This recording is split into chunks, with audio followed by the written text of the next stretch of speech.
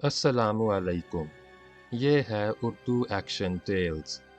آپ سب سے گزارش ہے کہ میری اس ویڈیو کو لائک اور شیئر کریں اور میرے چینل کو سبسکرائب کریں۔ یہ ہے جرائم کے بادشاہ ایل کیپون کی انتہائی دلچسپ اور سچی داستان۔ مصنف و مترجم محمود احمد مودی۔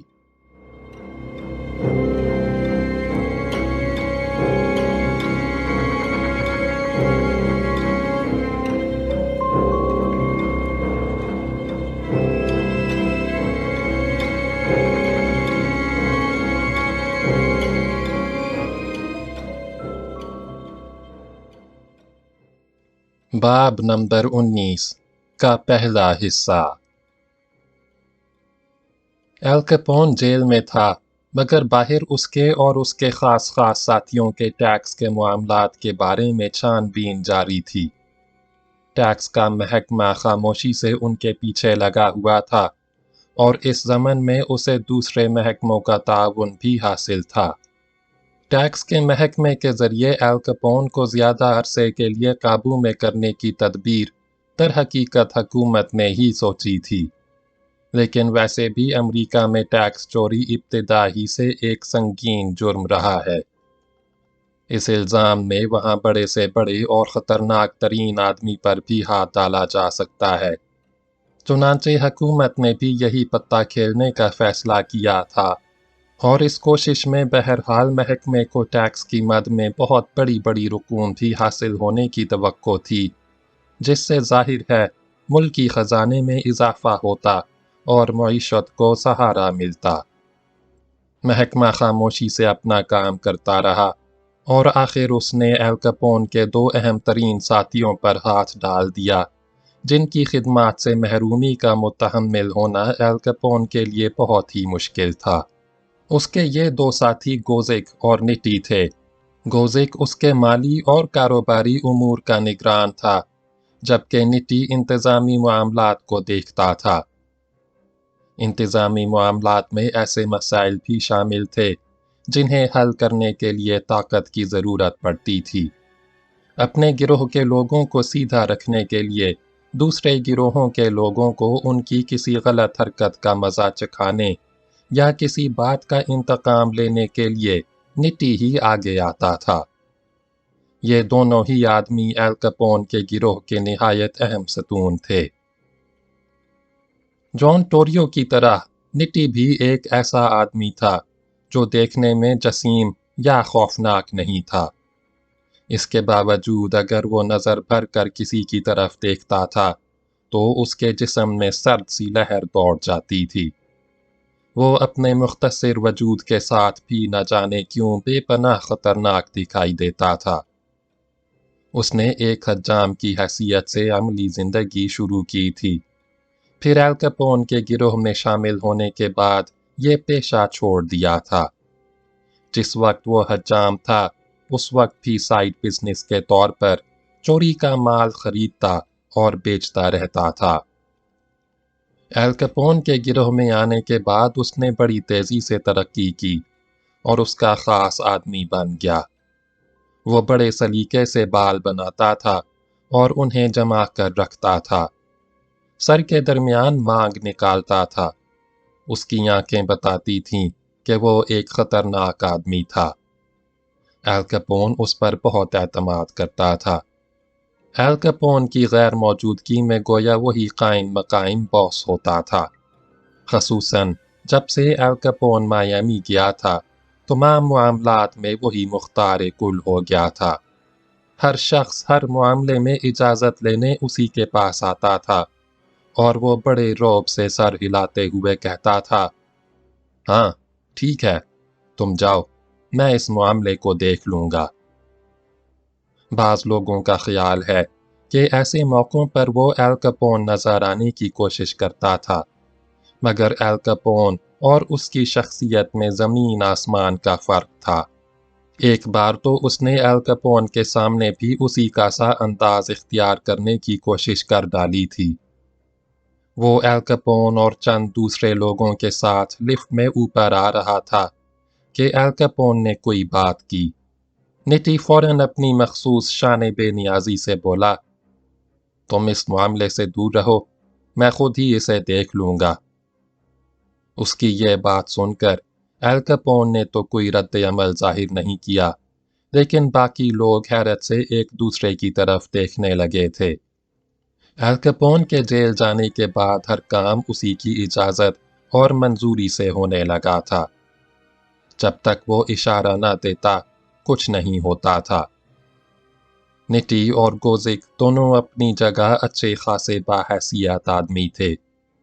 उनकी दौलत और असासे भी कुछ कम नहीं थे, लेकिन टैक्सों की अदायगी के मामले में ये दोनों भी दूसरे गिरोहबाजों की तरह बेपरवाह थे। ये लोग सरकारी महकमों को खातिर में ही नहीं लाते थे। ये दोनों बेपरवाही रहे और महकमा चुपके चुपके उनके खिलाफ सबूत जमा करता रहा। जब महकमे के पास काफ़ी दस्तावेज सबूत जमा हो गए, तो उसने उन दोनों को गिरफ्तार कर लिया।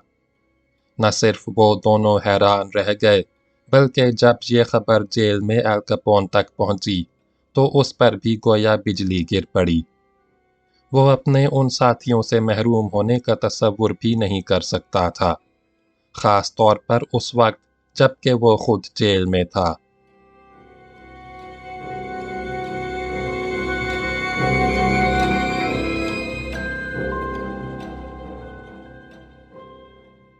उनकी गिरफ्तारी एल कैपोन के अपने लिए भी खतरे की घंटी थी, क्योंकि उनके माली मामलात बहरहाल एल कैपोन के माली मामलात से भी जुड़े हुए थे। उसकी रिहाई का दिन भी ज़्यादा दूर नहीं था। अच्छे रवैये की वजह से उसकी सज़ा 2 माह कम हो गई थी। 17 मार्च 1930 ईस्वी की रात ठीक 12:01 पर उसे जेल के आहिनी दरवाजे से बाहर चले जाना था। लेकिन जब उसकी रिहाई का वक्त करीब आया, तो इस सिलसिले में बहुत से खदशात उठ खड़े हुए। ये तय था कि उसकी रिहाई के मौके पर उसके अपने गिरोह के बहुत से लोग, अखबारी नुमाइंदे और आम अफराद भी मौजूद होंगे। इस बात का बहुत ज़्यादा इम्कान था कि उसके कुछ दुश्मन भी उन्हीं लोगों में घुल मिल कर खड़े हो जाएंगे और ज़रा सा मौका मिलते ही उसे गोलियों से छिलनी कर देंगे। जेल का डॉक्टर और सर्जन, जिसका नाम हर्बर्ट था, एल कैपोन का अच्छा दोस्त बन गया था। उसे उसके बारे में बहुत तशवीश थी। उसका कहना था, रात को 12:01 पर जब एल कैपोन जेल के आहिनी गेट से निकलेगा, तो उसे कुछ पता नहीं होगा कि बाहर कौन कौन उसका मुंतज़िर होगा। जेल के बाहर कुछ दूर तक तो रोशनी होगी, लेकिन उससे आगे अंधेरा ही अंधेरा होगा। कोई भी अंधेरे में छुपकर एल कैपोन का इंतज़ार कर सकता है और निहायत आसानी से उसे निशाना बना सकता है। हमारी कोशिश होनी चाहिए, और ये हमारा फ़र्ज़ भी बनता है कि एल कैपोन बहिफाज़त अपने घर पहुंच जाए। एल कैपोन ने जितना अरसा जेल में गुजारा था, उस दौरान डॉक्टर हर्बर्ट उसका ज़बरदस्त मदाह बन चुका था। वो कहा करता था, मैंने एल कैपोन के बारे में जो कुछ सुन रखा था, इसके बाद जब मुझे पता चला कि वो उस जेल में आ गया है, तो मैं परेशान हो गया था कि न जाने अब क्या होगा। लेकिन जब मुझे उसके करीब रहने का मौका मिला, तो मैं हैरान रह गया। मुझे जेल में डॉक्टर और सर्जन की हैसियत से फ़राइज़ अंजाम देते हुए 7 साल हो चुके थे। उन 7 सालों के दौरान मैंने एल कैपोन जैसा शाइस्ता, खुश मिजाज, मेहरबान सिफ्त और दूसरों का ख्याल रखने वाला आदमी नहीं देखा। वो कभी कोई फरमाइश नहीं करता, कभी कोई रियायत नहीं मांगता। एक कैदी की हैसियत से जो काम भी उसके ज़िम्मे लगाया गया, वो उसने मेहनत और तवज्जो से अंजाम दिया।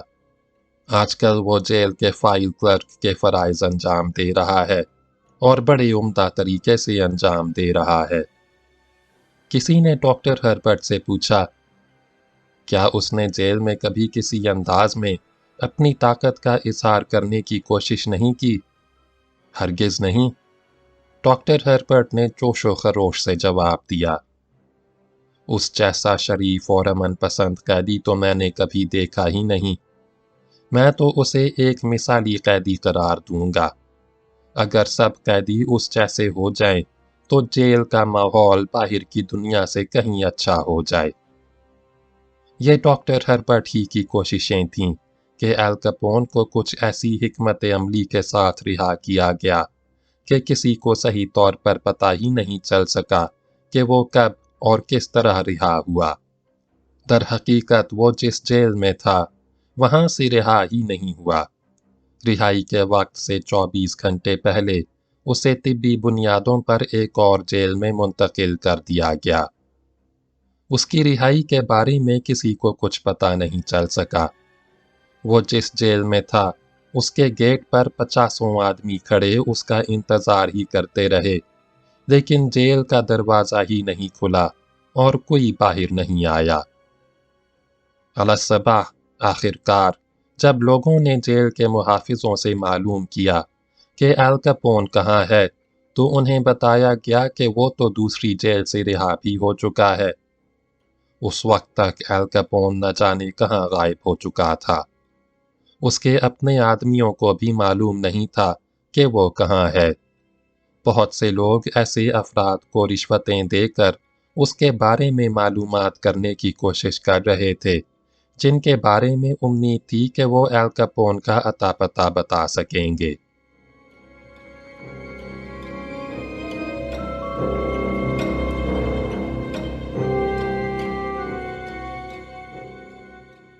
एल कैपोन के एक कमसिन भांजे ने तो इस सूरत हाल से खूब फायदा उठाया। अखबारी रिपोर्टर इस उम्मीद पर भांजे तक पहुंचे कि एल कैपोन कहीं बहन के घर ना आया हो। भांजे ने भी यही तासुर दिया जैसे वो एल कैपोन के बारे में जानता है कि वो कहाँ है। रिपोर्टरों ने उसे खूब आइसक्रीम और मिठाइयाँ खिलाईं। वो सब कुछ चट करता रहा और एल कैपोन के बारे में टाल मटोल करता रहा। जब वो जी भर के अपनी मनपसंद चीज़ें खा चुका और खूब अपनी आवभगत करा चुका, तो उसने मासूमियत से कह दिया, मुझे क्या पता अंकल कहाँ हैं, मैंने तो 1 साल से उनकी शक्ल नहीं देखी। किसी को कुछ मालूम नहीं था कि एल कैपोन कहाँ है। आखिरकार अखबार नवीस सुनी सुनाई बातों और अफवाहों से काम चलाने लगे, लेकिन दर हकीकत वो अपनी खबरों में खुद अपना मजाक भी उड़ा रहे थे। कोई लिख रहा था, एल कैपोन ट्रेन में बैठकर मायामी रवाना हो गया है। कोई इंकिशाफ कर रहा था, वो जहाज में बैठकर सिसरो आ रहा है।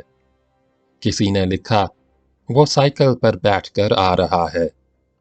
ऐसी तमाम खबरों के आखिर में रिपोर्टर ये एतराफ़ कर लेते थे कि दर हकीकत उन्हें कोशिश बसियार के बावजूद एल कैपोन के बारे में कोई सही बात मालूम नहीं हो सकी। कुछ بعید नहीं कि वो फुटपाथ पर आपके पीछे ही चला आ रहा हो, और ये भी मुमकिन है कि जिसे आप आम आदमी समझकर बात कर रहे हों, वो भेस बदले हुए एल कैपोन ही हो। यूं उसकी ज़ात कई दिन तक अफसाना ही बनी रही। किसी को पता नहीं चल सका कि एल कैपोन दरअसल अपने पुराने होटल होथॉर्न में जाकर क़याम पजीर हो गया था, जिसका नाम अब वेस्टर्न हो गया था। एल कैपोन ने उसे बेच दिया था और अब वो उसकी मलकियत नहीं था। एल कैपोन चश्मा लगाकर और हैट का छज्जा ज़रा झुकाकर वहां पहुंचा था। कोई उसे पहचान नहीं सका था और वो फर्जी नाम से वहां ठहरा था। चंद दिन गायब रहने के बाद उसने मंजर आम पर आने का फैसला किया, तो उसे पता चला कि पुलिस चीफ ने उसे देखते ही गिरफ्तार करने का फैसला कर रखा है। ये सुनकर उसने अपने वकील को तलब किया और उसके साथ खुद स्टेट अटॉर्नी के दफ्तर जा पहुंचा। आखिर पुलिस मुझे किस इल्ज़ाम में गिरफ्तार कर सकती है? उसने जारिहाना लहजे में सवाल किया। मैं तो पहले ही न जाने किस नाकर्दा जुर्म की सज़ा भुगत चुका हूँ। पुलिस चीफ उन दिनों स्टैग था, वो वहीं मौजूद था। वो इत्मीनान से बोला, ہم تمہیں اس لیے گرفتار کر لیں گے کہ تم اچھے شہری نہیں ہو۔ تمہاری موجودگی سے امن عامہ کو خطرہ لاحق رہتا ہے۔ ایل کپون کو معلوم تھا کہ اس الزام کا پھندا کسی بھی شہری کی گردن میں پھینٹا جاتا تھا، اور پولیس کو یہ اختیار حاصل تھا کہ وہ اس الزام کے تحت کسی بھی آدمی کو گرفتار کر لے۔ یہ دوسری بات تھی کہ پولیس اگر اس الزام کو ثابت نہیں کر پاتی تھی تو وہ شخص دوسرے ہی دن بری ہو جاتا تھا، لیکن ایل کپون کو اپنے بارے میں یقین نہیں تھا کہ وہ اس الزام کے پھندے سے نکل پائے گا۔ آخر تم کیا چاہتے ہو؟ مجھے کہاں بھیجنا چاہتے ہو؟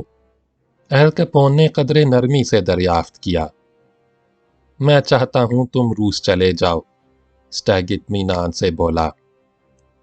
آخرکار ایل کپون نے مایامی جانے کا فیصلہ کیا۔ ایل کپون جب جیل میں تھا تو اس کے مایامی والے مکان پر بھی چھاپا پڑ چکا تھا، اور وہاں سے غیر قانونی شراب کے علاوہ دوسری کئی ممنوعہ چیزیں برآمد کی گئی تھیں، لیکن ایل کپون پر اس ضمن میں اس لیے کوئی الزام عائد نہیں کیا جا سکا تھا کہ وہ کافی عرصے سے جیل میں تھا۔ اپنے پام آئی لینڈ والے شاندار اور پرتعیش مکان میں پہنچ کر ایل کپون نے چند روز آرام کیا۔ اس کے بعد عیش اور تفریح میں وقت گزارنا شروع کر دیا۔ ایسا لگتا تھا جیسے اب وہ صحیح معنوں میں زندگی سے لطف اندوز ہونا چاہتا تھا۔ کبھی وہ اپنی موٹر بوٹ میں مچھلی کے شکار پر نکل جاتا، اور کبھی فلم سٹارز یا ڈائریکٹرز کی دعوت پر ان کی کسی فلم کا خصوصی شو دیکھنے چلا جاتا جو صرف اس کے اعزاز میں چلایا جاتا۔ اپنی ایسی ہی تفریحات کے دوران اس نے ایک مرتبہ بنسی اور ڈور سے اتنی بڑی مچھلی پکڑی جتنی اس وقت تک کسی شوقیہ شکاری نے نہیں پکڑی تھی۔ وہ مچھلی 8 فٹ لمبی اور 70 پاؤنڈ وزنی تھی۔ اس قسم کی تفریحات کے دوران اس کے ساتھ اس کے اپنے آدمیوں کے علاوہ کئی معززین شہری اور اہم شخصیات ہوتیں۔ اس نے اب کوشش شروع کر دی تھی کہ قانون سے نہ الجھے۔ وہ باہر نکلتا تو اس کے باڈی گارڈ کے پاس بھی پستول تک نہ ہوتی۔ اس کے باوجود پولیس نے مختلف ہیلوں بہانوں سے اسے تنگ کرنے کا سلسلہ جاری رکھا۔ ایسا لگتا تھا جیسے اندر ہی اندر اس کے خلاف کھچڑی پک رہی ہو۔ کبھی شہریوں کی کوئی چھوٹی موٹی تنظیم یا فلاحی ادارہ کسی محکمے میں درخواست دے دیتا کہ اس کی موجودگی کی وجہ سے شہر کی نیک نامی یا کاروباری صورتحال متاثر ہو رہی ہے۔ کبھی کوئی سرکاری آفیسر کسی میٹنگ میں تجویز پیش کر دیتا کہ کیوں نہ اسے مایامی سے نکال کر اس کے گھر پہ تالا لگا دیا جائے۔ خاص طور پر ایل کپون جب مایامی کی حدود میں نکلتا تو پولیس اسے روک لیتی اور اس طرح تلاشی لیتی یا کسی پولیس اسٹیشن پر لے جاتی جیسے وہ کوئی معمولی درجے کا مجرم ہو۔ کبھی کبھی ایسے موقعوں پر اس کے معزز مہمان بھی اس کے ہمراہ ہوتے۔ خلاف عادت ایل کپون یہ سب کچھ نہایت تحمل سے برداشت کیے جا رہا تھا، حتیٰ کہ ایک بار پھر غیر قانونی شراب کا بہانہ بنا کر اس کے پام آئی لینڈ والے مکان پر چھاپا بھی مارا گیا۔ ایل کپون اس وقت خود وہاں نہیں تھا، صرف اس کا مینیجر مکان میں موجود تھا اور 5 دوست سوئمنگ پول میں نہا رہے تھے۔ ان سب کو پکڑ لیا گیا۔ پولیس کی ان کارروائیوں کا کوئی خاص نتیجہ نہیں نکلتا تھا۔ انہیں اکثر ایل کپون اور اس کے آدمیوں کو رسمی پوچھ گچھ کے بعد چھوڑنا پڑتا تھا۔ کبھی کبھار انہیں معمولی جرمانہ عائد کرنے کا کوئی بہانہ مل جاتا تھا۔ گھر پر چھاپا مار کر پولیس نے اس کے مینیجر اور 5 دوستوں کو پکڑا تو انہیں بھی $500 جرمانہ وصول کرنے کے بعد چھوڑ دیا۔ اگر انہیں کبھی پولیس کی تحویل میں زیادہ دیر ہو جاتی تھی تو ایل کپون کے وکیل دندناتے ہوئے پہنچ جاتے تھے اور پولیس کو آنکھیں دکھاتے تھے۔ ایسے موقعوں پر پولیس تحمل کا مظاہرہ کرتی تھی۔ یہ سلسلہ چلتا رہتا تھا۔ ایسا معلوم ہوتا تھا جیسے پولیس پر کوئی دباؤ تھا جس کی وجہ سے وہ کچھ کارکردگی دکھانے کی کوشش کرتی تھی۔ ایک بار ایل کپون اور اس کے 5 ساتھیوں کو تھیٹر دیکھنے کے دوران بھی حراست میں لے لیا گیا۔ اس کے ساتھیوں میں اس کا وکیل بھی شامل تھا۔ وہ رات انہیں حوالات میں گزارنا پڑی کیونکہ اس وقت کسی جج کو ان کی ضمانت لینے کے لیے جگایا نہیں جا سکا۔ بہرحال دن چڑھے وہ عدالت میں چند منٹ کی قانونی بحث و تمہیز کے بعد رہا ہو گئے۔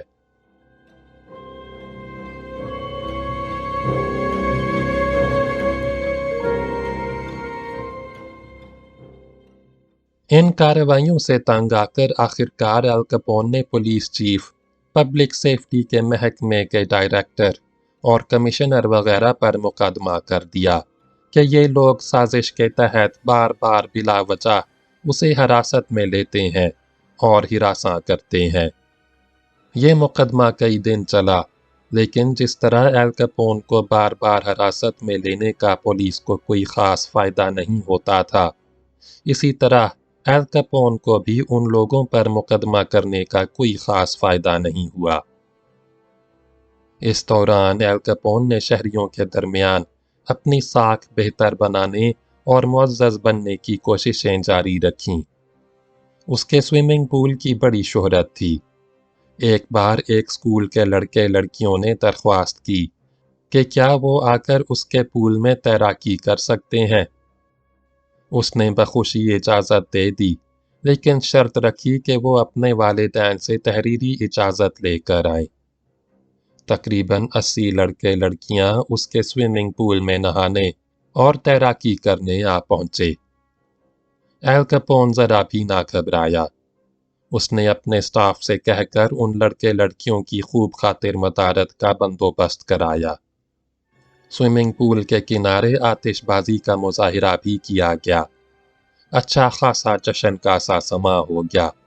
صرف یہی نہیں بلکہ تمام طالب علموں کو جاتے وقت تحائف بھی دیے گئے۔ اس کا یہ حسن سلوک دیکھ کر دوسرے کئی گروپ بھی کوئی نہ کوئی درخواست لے کر اس کے پاس پہنچ گئے۔ اس نے سب کے ساتھ حتی الامکان بہترین سلوک کرنے کی کوشش کی، جس سے بعض حلقوں میں اس کی تعریفیں ہونے لگیں اور اس کے اخلاق کے گن گائے جانے لگے۔ اس پر ایک اخبار نے لکھا، ایل کپون بڑا چالاک ہے۔ وہ ایک خاص حکمت عملی کے تحت یہ سب کچھ کر رہا ہے۔ وہ چاہتا ہے کہ اگر اس پر برا وقت پڑے تو شہر کے شرفاء اور معززین اس کی حمایت کریں اور گواہی دیں کہ وہ بہت ہی اچھا شہری ہے، معاشرے کا مفید رکن ہے اور اس کا یہاں رہنا شہر کے حق میں بہت اچھا ہے۔ شاید ایل کپون یہ گواہی حاصل کرنے میں کامیاب ہو ہی جائے۔ اس دوران کچھ شہریوں نے عدالت میں رٹ دائر کر دی کہ ایل کپون کو شہر سے نکال کر اس کے مکان پر تالا لگا دیا جائے۔ عدالت نے اس رٹ کی سماعت شروع کر دی۔ ایل کپون روزانہ اطمینان سے نہایت عمدہ، قیمتی اور نفیس سوٹ پہن کر پیشی پر حاضر ہونے لگا۔ اس کی ٹائی پر ہمیشہ کی طرح ہیرے کی ٹائی پن لگی ہوتی۔ ایک اخبار نے ایک مرتبہ لکھا، اس کی ٹائی پن میں جو ہیرا لگا ہوتا ہے وہ مشین گن کی گولی کے برابر ہوتا ہے۔ کبھی اس کی ٹائی پن میں بڑا سا سچا موتی بھی لگا ہوتا۔ وہ شان و شوکت سے عدالت میں آتا رہا۔ اس مقدمے کا کوئی نتیجہ نہیں نکلا۔ آخر میں جج صاحب نے یہی فیصلہ دیا، میں شہریوں کے بعض اعتراضات سے متفق ہوں، لیکن ایک شخص کو اس کے اپنے گھر سے بے دخل کرنا میرے اختیار میں نہیں۔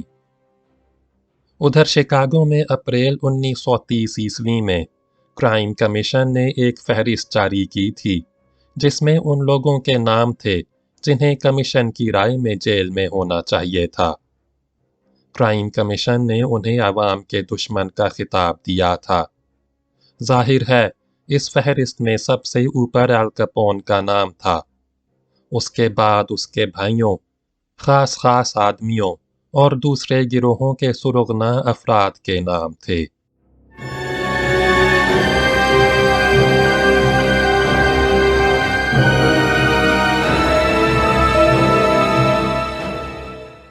باب نمبر 19 کا دوسرا حصہ۔ اس فہرست میں کئی اور لوگوں کے نام بھی شامل ہو سکتے تھے، لیکن شاید اس لیے شامل نہیں ہوئے تھے کہ کرائم کمیشن ان کی حقیقت سے آگاہ نہیں ہو سکا تھا۔ جیک لنگ کو بھی شاید انہی لوگوں میں شمار کیا جا سکتا تھا، گو کہ وہ کسی گروہ کا سرغنہ تو کیا کارکن بھی نہیں تھا۔ جیک لنگ 1891 میں پیدا ہوا تھا۔ ابتدائی تعلیم کے بعد 20 سال کی عمر میں وہ ٹریبیون اخبار میں $12 فی ہفتہ تنخواہ پر پروف ریڈر کے طور پر بھرتی ہو گیا۔ مزید تعلیم اور تجربے کے بعد وہ جلد ہی زیر تربیت رپورٹر کے طور پر کام کرنے لگا۔ ایک طویل عرصے تک کام کرنے کے باوجود وہ کبھی باقاعدہ رپورٹر نہیں بن سکا، کیونکہ اس میں لکھنے کی صلاحیت نہیں تھی۔ وہ خوب بھاگ دوڑ کر لیتا تھا، تمام حقائق کھود کر نکال لاتا تھا، لیکن اس کی خبر یا رپورٹ براہ راست نہیں چھپ سکتی تھی۔ کسی نہ کسی کو اسے از سر نو لکھنا پڑتا تھا۔ اس کے باوجود اسے کام کا آدمی سمجھا جاتا تھا، کیونکہ وہ نہ جانے کس طرح اور کہاں کہاں سے نہایت سنسنی خیز حقائق ڈھونڈ نکال لاتا تھا۔ 1930 میں اس کی عمر 38 سال سے کچھ اوپر اور تنخواہ $65 فی ہفتہ ہو چکی تھی۔ وہ اب ایک کرائم رپورٹر کا اسسٹنٹ تھا۔ زیادہ تر کرائم رپورٹرز بھاگ دوڑ کے لیے ایک اسسٹنٹ رکھ لیتے ہیں۔ جیک لنگ بھی اسی قسم کا اسسٹنٹ تھا۔ اسے خود خبریں بنانا اور لکھنا اب بھی نہیں آیا تھا۔ لیکن وہ عام اور معمولی اسسٹنٹ نہیں تھا۔ اس کی خصوصیات الگ ہی تھیں۔ وہ صرف پولیس اسٹیشنز کے چکر نہیں لگاتا تھا، جیسا کہ عام طور پر کرائم رپورٹرز یا ان کے اسسٹنٹ کیا کرتے تھے، بلکہ وہ پورے شہر کی خاک چھانتا تھا، ہر جگہ سے خاص خبریں ڈھونڈ کر لاتا تھا، اور اسسٹنٹ ہونے کے باوجود اس کے تعلقات ہر شعبہ زندگی کے چھوٹے بڑے لوگوں سے تھے۔ خبریں حاصل کرنے کے لیے وہ گھریلو ملازموں تک سے دوستی رکھتا تھا، اور دوسری طرف اس کی دوستی الیانوائے کے گورنر تک سے تھی۔ اسٹیٹ اٹارنی اور پولیس چیف بھی اس کے دوستوں میں شامل تھے۔ پولیس چیف تو سب کے سامنے کہا کرتا تھا، جیک لنگ میرے لیے بیٹوں کی طرح ہے۔ نہایت اعلیٰ پیمانے کی تقریبات میں اسے بلایا جاتا تھا۔ اس کا رہن سہن اور اخراجات بھی شاہانہ تھے۔ وہ ریس کا رسیا تھا۔ تنخواہ تو اس کی $65 فی ہفتہ تھی، لیکن ریس میں وہ ایک ایک دن میں ہزار ڈالر بھی ہار جاتا تھا۔ وہ لیموزین میں سفر کرتا تھا، جسے ڈرائیور چلاتا تھا، اور یہ گاڑی یا ڈرائیور اسے دفتر کی طرف سے نہیں ملا تھا۔ یہ بندوبست اس نے اپنی جیب سے کیا ہوا تھا۔ گھر اس کا ذاتی تھا اور خاصا شاندار تھا۔ اس میں اس کی بیوی 2 بچوں کے ساتھ رہتی تھی، لیکن لنگ نے ایک شاندار ہوٹل میں ایک سویٹ بھی لیا ہوا تھا۔ تاہم اس کا یہ مطلب نہیں تھا کہ بیوی سے اس کی ناچاکی تھی یا وہ گھر نہیں جاتا تھا۔ اس کی گھریلو زندگی پرسکون تھی، اور بیوی بچوں سے اس کے تعلقات ویسے ہی تھے جیسے کسی بھی اچھے شوہر اور اچھے باپ کے ہو سکتے ہیں۔ ہوٹل میں سویٹ اس نے اپنی کاروباری اور پیشہ ورانہ مصروفیات میں سہولت کے لیے لیا ہوا تھا۔ وہ اپنے اس معیار زندگی کا جواز یہ پیش کرتا تھا کہ وہ خاندانی طور پر ایک کھاتا پیتا آدمی تھا، اور باپ سے اسے ورثے میں بہت کچھ ملا تھا۔ وہ اخبار کے لیے کام تنخواہ کے لیے نہیں کرتا تھا، بلکہ یہ اس کا شوق تھا۔ جیک لنگ کا اعلیٰ معیار زندگی 1929 کے اقتصادی بحران کے دوران بھی برقرار رہا تھا۔ बड़े बड़े मुजरिम भी उसके ज़ाती दोस्तों की फहरिस्त में शामिल थे। उसका अखबार उसे अपने होशियार तरीन रिपोर्टर्स में शुमार करता था। एल कैपोन भी उसे इंटरव्यू देने से इनकार नहीं करता था। ताहम एल कैपोन की जेल से रिहाई के मौके पर वो भी अंधेरे में रहा था। वो भी जेल के गेट पर इंतजार करता रह गया था और उसे पता नहीं चला था कि एल कैपोन कहाँ गया। लेकिन वो वाहिद रिपोर्टर था जिसने एल कैपोन के भाई रैल्फ को फ़ोन किया और काफ़ी गुस्से से पूछा था, एल कैपोन कहाँ है? मैं उसे तलाश करता फिर रहा हूँ। रैल्फ उन दिनों जमानत पर रिहा था। लिंग ऐसा वाहिद आदमी था जिसने गुस्से में रैल्फ से बात की थी और रैल्फ ने उसे तहम्मुल से जवाब दिया था। मुझे खुद भी मालूम नहीं कि एल कैपोन कहाँ है लिंग। जेल से निकलने के बारे में उसने मुझे कोई इत्ला नहीं दी और अभी तक मुझे उसकी कोई खबर नहीं। उसने तो मुझे शर्मिंदा करा दिया। लिंग बोला, मेरा अखबार तो यही समझता है कि मैं ऐसे मामलात में सबसे ज़्यादा बाखबर आदमी हूँ। जैसे ही उसका कुछ पता चले मुझे फ़ौरन इत्ला देना।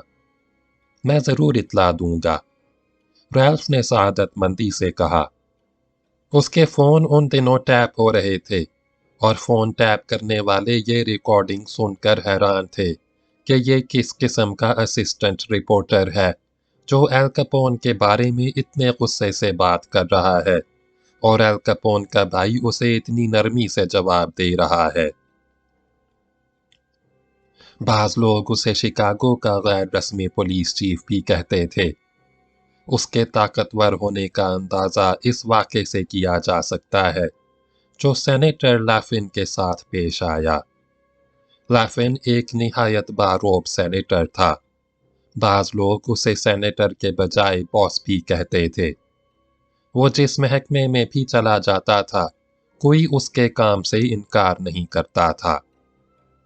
एक बार उसने एक क्लब खोलने का इरादा किया और इजाज़तनामा लेने के लिए असिस्टेंट अटॉर्नी के दफ्तर भी चला गया। बाकी तमाम ज़रूरी इजाज़तनामे वो ले चुका था। स्टेट अटॉर्नी उसे किसी वजह से इजाज़तनामा देना नहीं चाहता था, लेकिन सेनेटर के सामने उसे इनकार करने की जुर्रत भी नहीं थी। उसने गोलमोल सी बात की। सेनेटर ने इसे इजाज़त ही समझा और प्रोग्राम के मुताबिक मुकर्ररा तारीख पर क्लब का इफ्तिताह कर दिया। लेकिन दूसरे ही रोज़ उसके क्लब पर छापा पड़ गया और उसे बंद कर दिया गया। इल्ज़ाम था कि उसने स्टेट अटॉर्नी से बाकायदा तहरीरी इजाज़तनामा नहीं लिया था। उसे पता चला कि इस सारे चक्कर के पीछे जैक लिंग का हाथ था और आखिरकार सेनेटर साहब को $65 फी हफ्ता तनख्वाह लेने वाले इस असिस्टेंट रिपोर्टर को फ़ोन करना ही पड़ा। मैंने सुना है कि तुम्हें मेरे क्लब पर छापा पड़ने की असल वजह मालूम है, सेनेटर ने गुस्से से कहा। इसकी वजह बहुत सीधी सी है, लिंग ने उसके गुस्से से ज़रा भी मरूब हुए बगैर कहा। तुमने स्टेट अटॉर्नी से इजाज़तनामा नहीं लिया था। मैंने उससे पूछा था, उसने मुझे मना भी नहीं किया था, सेनेटर मजीद गुस्से से बोला। लेकिन तहरीरी इजाज़त तो कानूनी तौर पर ज़रूरी है, वो तो तुम्हें लेना ही पड़ेगी।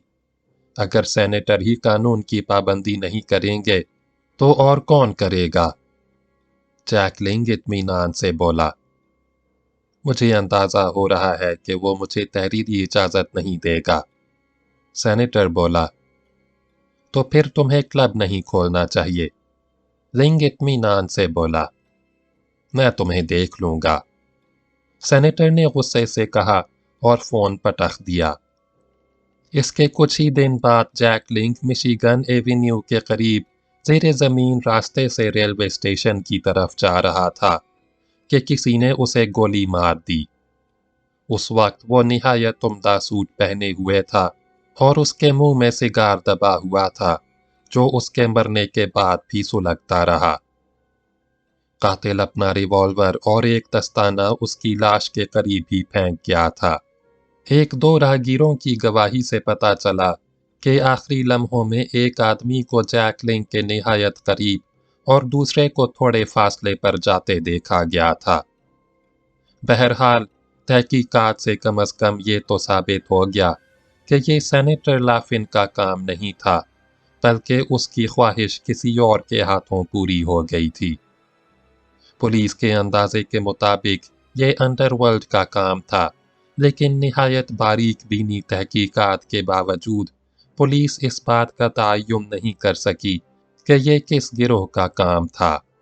تحقیقات کے دوران یہ بات بھی سامنے آئی کہ جیک لنگ نے باپ کی وراثت کے جو قصے مشہور کر رکھے تھے وہ محض قصے ہی تھے۔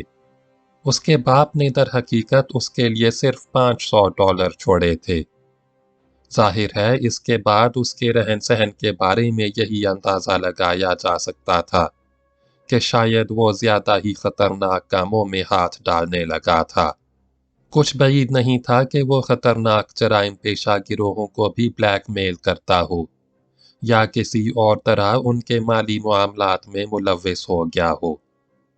بہرحال اس کے اخبار کی ہمدردیاں پھر بھی اس کے ساتھ تھیں۔ ٹریبیون نے اس کے قاتل کی گرفتاری میں مدد دینے والے کے لیے $25,000 انعام کا اعلان کیا۔ کچھ اور اخبارات نے بھی اس میں رقم شامل کر دی۔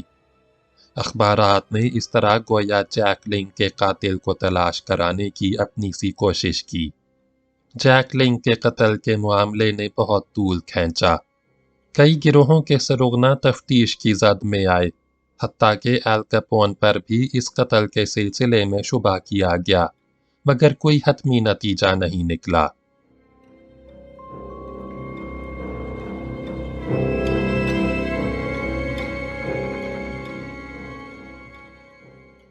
اس دوران ایل کیپون کی شہرت کچھ اور بڑھ چکی تھی۔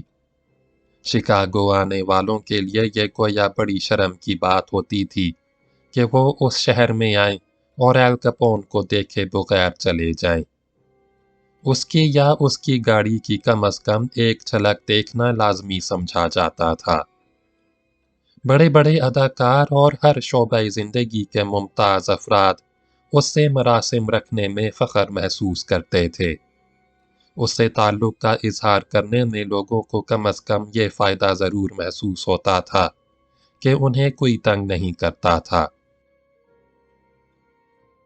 ایل کیپون کی شخصیت کا یہ پہلو بھی دلچسپ تھا کہ بعض اخبارات اسے انتہائی شقی القلب، درندہ صفت اور نہ جانے کیا کیا قرار دے چکے تھے، مگر سماجی زندگی میں اس کے رقیق القلب ہونے کا یہ عالم تھا کہ بعض سٹیج ڈراموں میں المیہ مناظر اور کسی کی متاثر کن المیہ اداکاری دیکھ کر زار و قطار رونے لگتا تھا۔ اچھی اداکاری پر اگر وہ کسی اداکار سے متاثر ہو جاتا تھا تو وہ خود بخود اس کے دوستوں میں شمار ہونے لگتا تھا، پھر اسے بڑے سے بڑا بدمعاش بھی تنگ نہیں کر سکتا تھا، کوئی اس سے بھتہ نہیں مانگ سکتا تھا، اسے گویا مکمل تحفظ حاصل ہو جاتا تھا۔ اس عرصے میں ایل کیپون کے خلاف ٹیکس چوری کی تحقیقات کا کام چپکے جاری تھا۔ ویسے اب یہ معاملہ کچھ ایسا راز نہیں رہا تھا۔ ایل کیپون کو بھی معلوم ہو چکا تھا کہ ٹیکس کے محکمے میں اس کی دولت کے بارے میں زبردست کھچڑی پک رہی تھی۔ حقیقت یہ تھی کہ حکومت نے اس سلسلے میں 10 آفیسرز پر مشتمل ایک خاص گروپ تشکیل دیا تھا۔ ان آفیسرز کے بارے میں محکمے کو یقین تھا کہ انہیں خریدا جا سکتا تھا اور نہ ہی خوفزدہ کیا جا سکتا تھا۔ وہ ہر قیمت پر اور ہر صورت میں اپنے فرائض ادا کرنے والے لوگ تھے۔ ان کے ذمہ سب ہی خاص گروہوں کے مالی معاملات کو کھنگالنے کا کام دیا گیا تھا۔ ایل کیپون کے مالی معاملات کے بارے میں خاص طور پر جو آفیسر چھان بین کر رہا تھا، اس کا نام نیس تھا۔ ایل کیپون کو بھی اس کے بارے میں علم ہو چکا تھا اور وہ اس سے سودے بازی کی کوشش بھی کر چکا تھا، مگر ناکام رہا۔ एल कैपोन टैक्स के मसाइल से बचने के लिए इससे पहले जिन ऑफिसर्स के साथ बना कर रखता था उनकी खिदमत में बाकायदगी से रकूम भिजवाता था। वो रकूम ज़्यादा बड़ी नहीं होती थीं। रकूम के साथ एल कैपोन की दहशत भी शामिल होती थी, इसलिए मामलात हमवार अंदाज में चल रहे थे। एल कैपोन ने उससे 10 गुना ज़्यादा रकम की पेशकश करके नेस के साथ मामला करने की कोशिश की, मगर उसे मायूसी हुई। मायूस होने के साथ साथ वो हैरान हुए बगैर भी ना रह सका। उसके लिए तो गोया ये तस्वुर ही नाकाबिल कबूल था कि कोई आदमी नाकाबिल फ़रोख्त भी हो सकता था। एल कैपोन के बाद दूसरी तरफ नेस के हैरान होने की बारी थी। उसे मालूम था कि एल कैपोन को अपनी बात के जवाब में इनकार सुनने की आदत नहीं थी। जब कोई आदमी उसकी फ़ियाज़ाना पेशकश को ठुकरा देता था, तो इसके बाद एल कैपोन के पास उसे सबक सिखाने का एक ही तरीका रह जाता था, और वो उसकी ज़िंदगी का आखिरी सबक होता था। इसके बाद एल कैपोन उसे दूसरी दुनिया के सफ़र पर रवाना कर देता था। नेस भी मुंतज़िर रहा कि शायद दस्ते कातिल उस तक पहुँचे, मगर ऐसा नहीं हुआ। इसी दौरान एल कैपोन की बहन मैफिल्डा की शादी हो गई। बाज़ लोगों का कहना था कि कम अज़ कम लड़के की हद तक ये ज़बरदस्ती की शादी थी। वो किसी और से शादी करना चाहता था, किसी वजह से उसे मैफिल्डा से शादी करना पड़ी, लेकिन मैफिल्डा का कहना था कि वो दोनों बचपन के साथी थे और बचपन ही से एक दूसरे को पसंद करते थे। शादी के वक्त दूल्हा की उम्र 21 साल और दुल्हन की 19 साल थी। जाहिर है ये कोई आम सी शादी नहीं थी। एल कैपोन की बहन की शादी थी, चुनांचे खूब धूमधाम से हुई। शादी का केक बहरी जहाज की साख्त का था, 11 फुट लंबा, 4 फुट ऊंचा और 3 फुट चौड़ा था। उस पर होनोलुलु लिखा हुआ था। हनीमून के लिए दूल्हा दुल्हन को होनोलुलु ही जाना था। शादी का केक उनके बहरी सफ़र की अलामत था। एल कैपोन के भाई रैल्फ के क्लब में इस शादी का जश्न तमाम रात जारी रहा। शादी के तोहफे के तौर पर एल कैपोन ने दूल्हा को $50,000 दिए।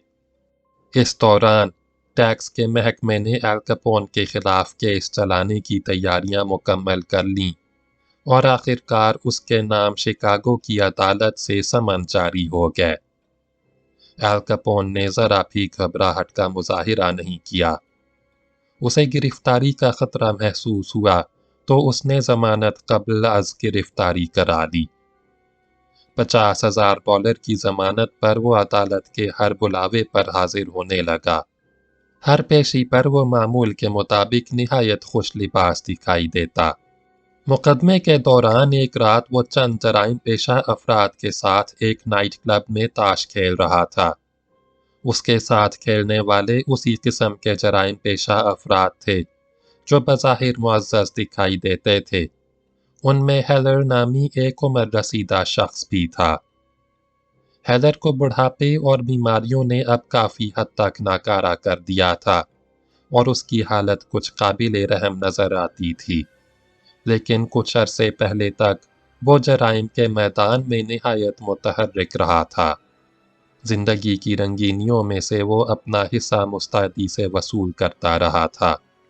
वो एल कैपोन के भी करीबी शिनासाओं में से था, गो कि उसने कभी एल कैपोन के लिए बाकायदा खिदमात अंजाम नहीं दी थीं, लेकिन वो उसके बहुत से मामलात से काफ़ी आगाही रखता था। एल कैपोन का रवैया उसके साथ हमेशा अच्छा रहा था, जिसका एक सबूत ये भी था कि वो उस वक्त बैठा उसके साथ ताश खेल रहा था।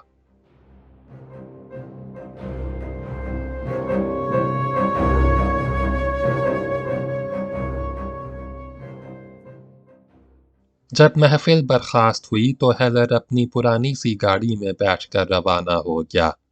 वो शहर के नवाह में छोटे से एक फार्म पर झोंपड़े से कुछ बेहतर मकान में रहता था। क्लब से उसके रवाना होने के तकरीबन 1 घंटे बाद اس کی کسی شناسا عورت نے اس سے کوئی ٹیلی فون نمبر معلوم کرنے کے لیے اسے فون کیا تو وہ ہیلر کے بجائے کسی اور کی غراتی ہوئی بھاری سی آواز سن کر حیران رہ گیا۔ کیا ہے؟ کون بول رہا ہے؟ اجنبی آواز نے دریافت کیا۔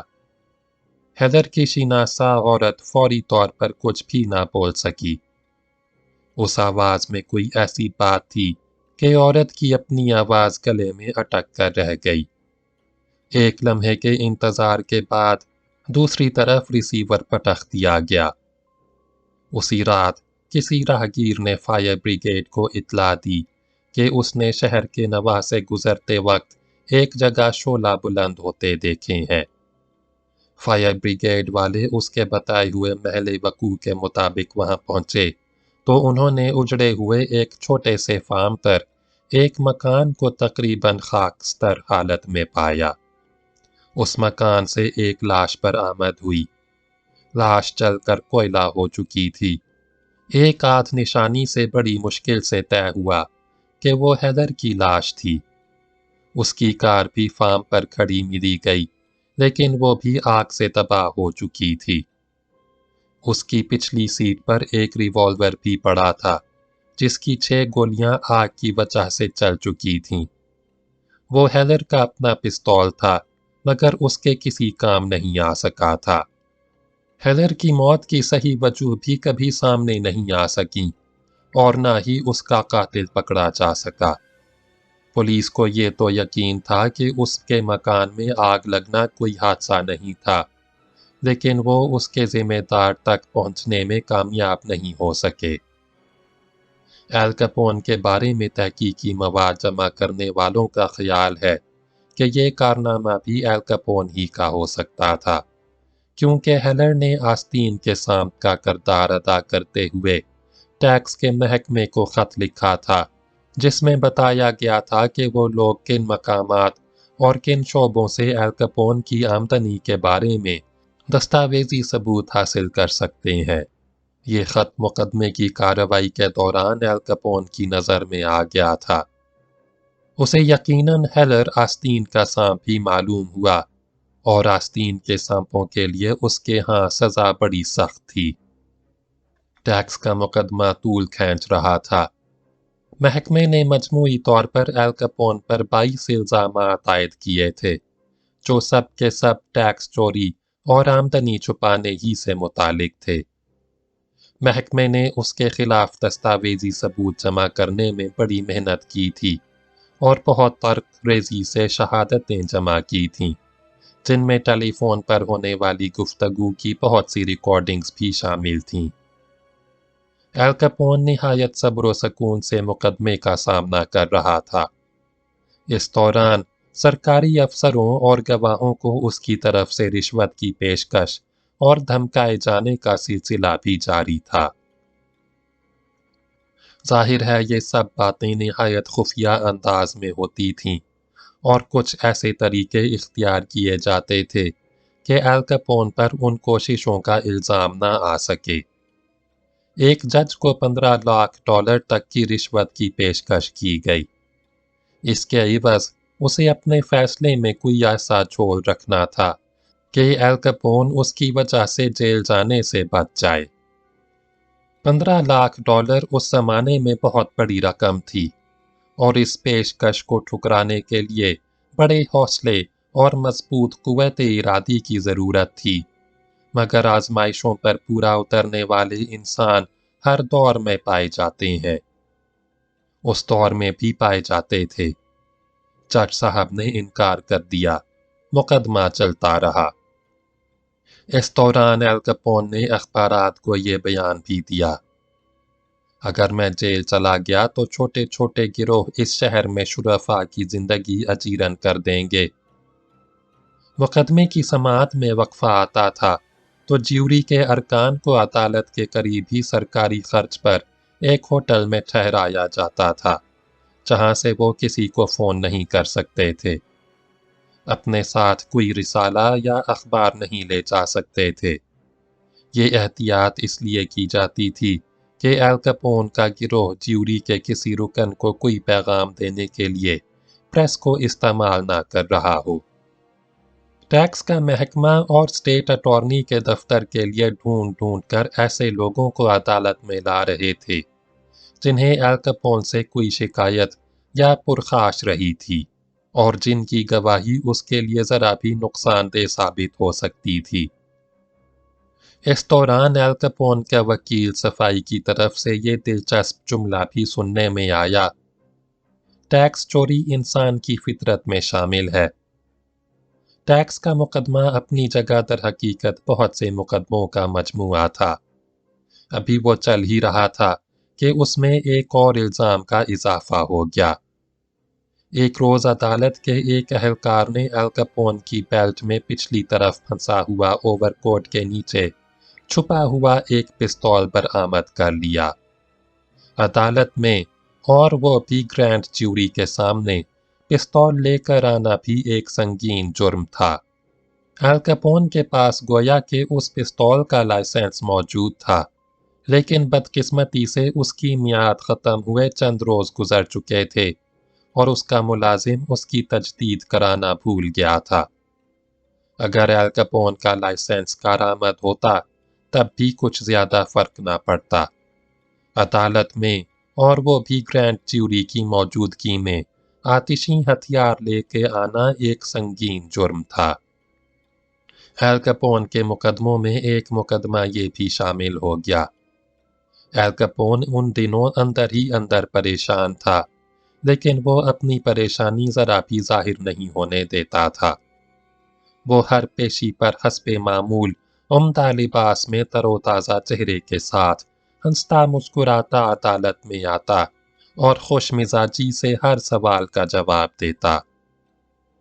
9 माह मुकदमा चलता रहा। ये अमरीकी तारीख का उस वक्त तक का पहला मुकदमा था जिसने इतना तूल खींचा। आखिरी पेशी पर ज्यूरी फैसला करने के लिए बंद कमरे में गई तो उसे सोच विचार में 8 घंटे लग गए। आखिरकार ज्यूरी वापस आई और तमाम अरकान की आरा की रोशनी में जज साहब ने फैसला सुनाया।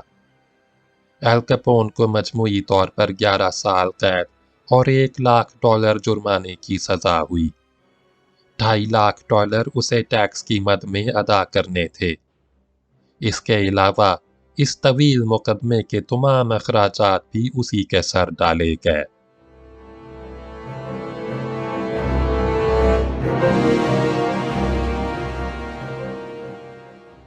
आखिरी बाब नंबर 20 अगली वीडियो में सुने।